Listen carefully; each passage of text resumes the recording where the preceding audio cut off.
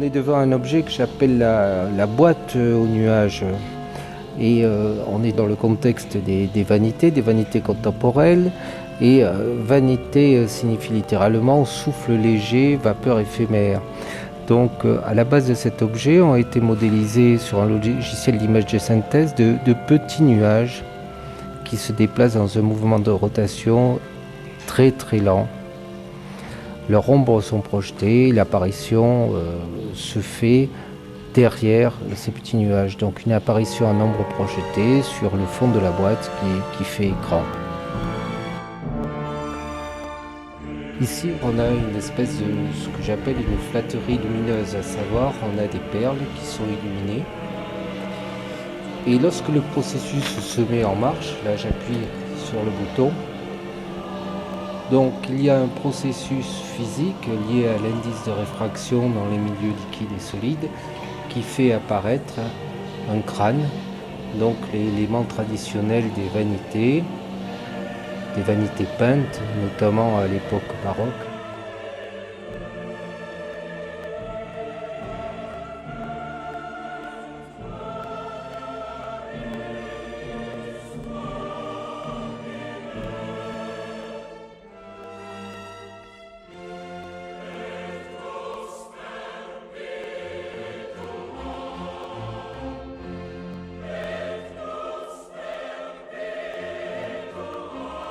Ce qui est important, ce n'est pas du tout un hymne à la mort ou une vanité qui pourrait porter l'immoralité ou la moralité qui était présente au XVIIe siècle.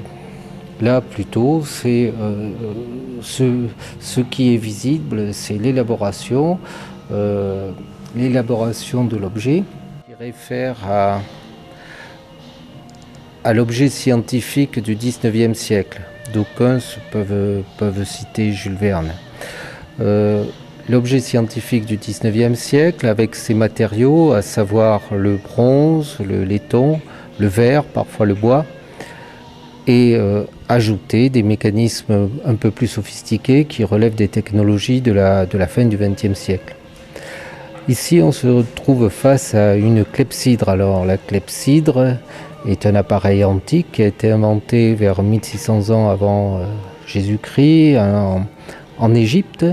C'était un sablier où le sable était remplacé par de l'eau et qui servait de compte-temps. Alors lorsqu'on s'approche de l'objet, on est face à ce que j'aime appeler une flatterie lumineuse, à savoir des perles brillantes qui renvoient à la façon du diamant des éclats lumineux dans tous les sens et qui permet de dévoiler lentement et de façon magique un crâne qui était enfoui à l'intérieur des matériaux.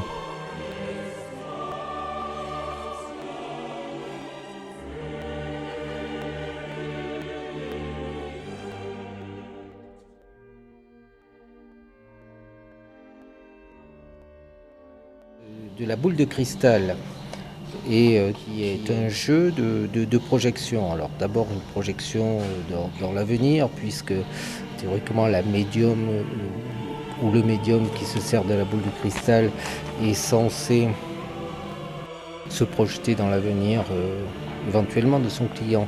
Mais la boule de cristal ici est une donnée physique de l'appareillage, à savoir qu'elle sert d'objectif, c'est-à-dire réellement de passeur de lumière. Dans cet objet, on ne sait pas comment la projection s'effectue, parce que le spectateur ne fait pas la relation entre la boule de cristal qui est théoriquement, on doit faire une projection venue d'un monde ésotérique ou autre, et la projection physique qui est bien là. Donc la relation ne se faisant pas, l'objet revêt un aspect complètement magique. Et il y a une image projetée sous forme de spectre d'hologramme qui apparaît sur le haut de la boîte. Il s'agit d'une image que j'ai réalisée en image de synthèse et qui est un crâne en rotation sur lui-même. Il est évident que le crâne projeté et la boule de cristal elle-même réfèrent aux sphères célestes. La façon dont sont présentés les objets, avec des ombres portées, des boîtes à images, mais qui utilisent maintenant bien sûr des images de synthèse, peuvent référer à l'univers de Méliès.